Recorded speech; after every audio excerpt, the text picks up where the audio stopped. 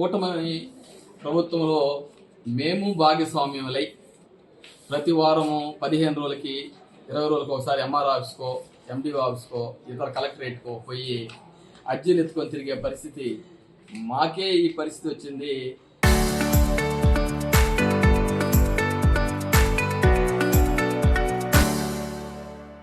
నిజంగా కూటమి ప్రభుత్వంలో ఉండి సిగ్గుపడుతున్నాం. ఎందుకంటే మేము 15-20 రోజుల క్రితం జరిగిన రెవెన్యూ క్లినిక్లో ఇదే విధంగా మేమందరం వచ్చి మా సొంత సమస్యకి రాలేదు, పబ్లిక్ సమస్యకి వచ్చి అప్పుడున్న జేసీ గారికి ఒక అర్జీ ఇవ్వడం జరిగింది.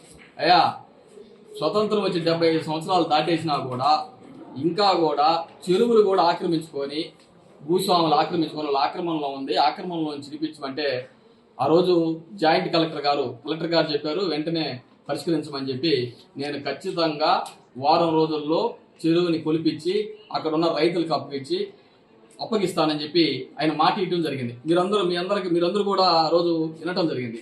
అయితే జాయింట్ కలెక్టర్ గారు స్పందించిన విధానాన్ని చూసి చాలా సంతోషం వేసింది. ఆహో, ఇన్ని సంవత్సరాల తర్వాత పరిష్కారం అవుతుంది జాయింట్ కలెక్టర్ గారు ఆధ్వర్యంలో అని చెప్పి మేమందరం చాలా సంతోషంగా పోయాం. ఆ రోజు కూడా చెప్పాం, వారం రోజుల్లో మీరు పరిష్కారం కాకపోతే 10 రోజుల తర్వాత ఇదే ఆఫీస్ ముందర ధర్నా చేస్తాం.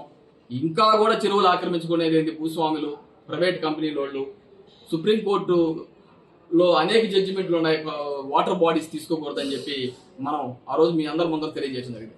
అయితే నిజంగా మళ్ళీ అనుకున్నట్టే మా కోటని చెప్పాడు, ఈ జిల్లాలో ఈ కలెక్టర్ గారు వచ్చిన తర్వాత ఏ అధికారి భయపట్టలేదు. అయ్యా, గతంలో మేము 25 సంవత్సరాల నుంచి రాజకీయాల్లో ఉంటే అయ్యా మేము కలెక్టర్ కాడికి పోతామంటే కలెక్టర్ ఈ జిల్లాకు బాస్ పోతామంటే షేక్ అయ్యేది ప్రతి అధికారి. ఈ రోజు ఈఆర్ఓ కూడా కలెక్టర్ కాడికి పోతామంటే పో అంటున్నారు. ఎందుకంటే కలెక్టర్ గారు స్పందించడం లేదు. నేను గత 15-20 రోజుల క్రితం కూడా చెప్పాను, కలెక్టర్ గారి దృష్టిలో కూడా ఉన్నాయి చెరువులు. మేమందరం అనేక సార్లు కలెక్టర్ గారి దృష్టికి పోతే సైక్లోన్లు అప్పుడు వచ్చినా కూడా సార్ ఏది సార్ మా చెరువు సంగతి ఏంటి సార్ అని అడిగితే నా దృష్టిలో ఉంది, వారం రోజుల్లో చేస్తానని చెప్పడం జరిగింది. ఈ రోజు మా కోటేరు చెప్పినట్టు పక్క జిల్లాలో నెల్లూరు జిల్లాలో కలెక్టర్ ఈ రోజు పోయి సోమవారం అర్జీ ఇస్తే 3 రోజుల్లో దాని పరిష్కారం చూపించాడు, 24 గంటల్లో స్పందించాడు. కలెక్టర్ గారు, పక్క జిల్లా నెల్లూరు జిల్లా కలెక్టర్ గారిని చూసి తెలుసుకోండి, మీలాంటి కలెక్టర్లు ఉంటే పేదోళ్ళు సాదోళ్ళు చాలా ఇబ్బంది పడే పరిస్థితి ఉంది. ఓన్లీ ప్రైవేట్ కంపెనీలకి భూస్వాములకే కాదు పేద సాదాకి చేయాలి, మీరు పబ్లిక్ సర్వెంట్, మీకు గుర్తు చేస్తా ఉన్నాను. అర్థం చేసుకోండి కలెక్టర్ గారు, దయచేసి తప్పుగా ఉంటే క్షమించండి, నేను వాస్తవాలే మాట్లాడుతున్నానని చెప్పి మీకు తెలియజేస్తున్నాను కలెక్టర్ గారు. అయితే ఈరోజు కలెక్టర్ గారికి ఎన్నిసార్లు ఇచ్చినా ఈరోజు రెవెన్యూ క్లినిక్ అని ప్రభుత్వం ఒక మంచి కార్యక్రమాన్ని తీసుకొని వచ్చింది. ఈరోజు రాష్ట్ర వ్యాప్తంగా అనేక రకాలుగా పరిష్కారం అవుతుంటే నెల్లూరు తిరుపతి జిల్లాలో మాత్రం పరిష్కారాలు లేవు. ప్రధానంగా వాకాడు మండలం నుంచి మా సొంత సమస్యలు కాదు పబ్లిక్ సమస్య గురించి మేము జాయింట్ కలెక్టర్ గారికి ఇస్తే దాని మీద స్పందించే పరిస్థితి లేదు. అయితే ఇవన్నీ పక్కన పెడితే పేదవాళ్ళు సాదవాళ్ళు పక్కన పెడితే కలెక్టర్ గారు ఇంపార్టెంట్ పనిలో ఉన్నారు. ఈరోజు పోర్ట్ వస్తుంది, అనౌన్స్ అయింది, 3 నెలల క్రితం ఎంఓఏ అయింది, అందరికి తెలిసిన విషయం. 3 నెలల ముందు 6 నెలల ముందు ఈ పోర్టు ఆ సిమ్టమ్స్ అన్ని వచ్చాయి. వచ్చిన తర్వాత ఒక ప్రైవేట్ వ్యక్తికి పెద్ద బెనిఫిట్ చేసేదానికి ప్రయత్నాలు చేస్తున్నారు కొందరు అధికారులు, కొందరు రాజకీయ నాయకులు కలిసి. అయితే మేమైతే చెప్తున్నాం, ఈ ఏరియాలో ల్యాండ్ అక్విజిషన్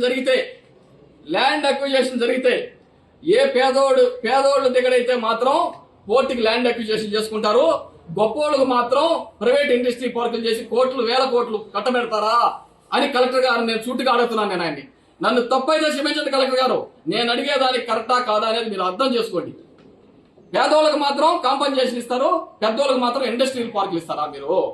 పేదోడికి ఏదైతే పరిహారం ఇస్తారో ల్యాండ్ అక్విజిషన్ లో గొప్పోళ్ళకు కూడా అదే పరిహారం ఇవ్వాలి. గొప్పోళ్ళకి ఏ పరిహారం వస్తుందో పేదోళ్ళకు కూడా అదే పరిహారం. పేదోళ్ళ భూమి అయితే లాగేసుకుంటారు, పెద్దోళ్ళకైతే కోట్లు కట్టి పెడతారా మీరు? అసహ్యంగా ఉంది. ఈరోజు కూటమి ప్రభుత్వంలో ఉండి మేము సిగ్గుపడతా ఉన్నాను నేను.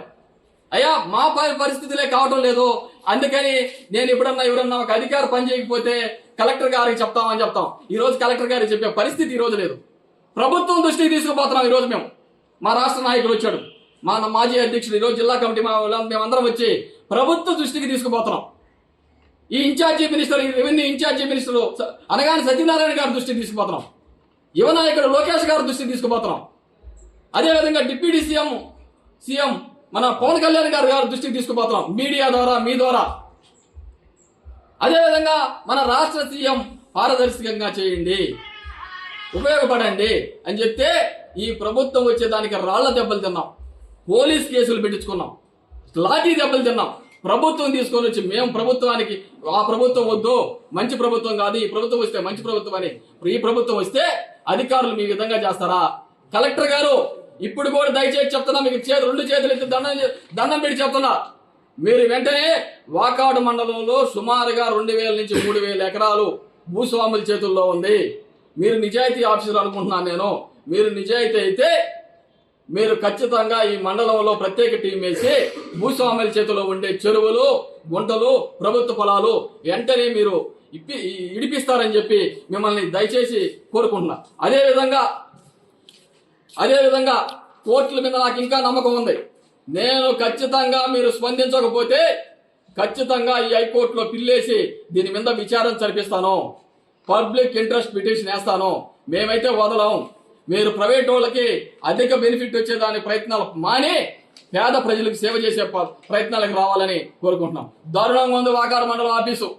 రోజు సాయంత్రం అయితే 7 గంటల తర్వాత బిఎండబ్ల్యూలు, బెంజీలు, ఆడీలు ఆఫీస్ చుట్టూ తిరుగుతా ఉన్నాయి.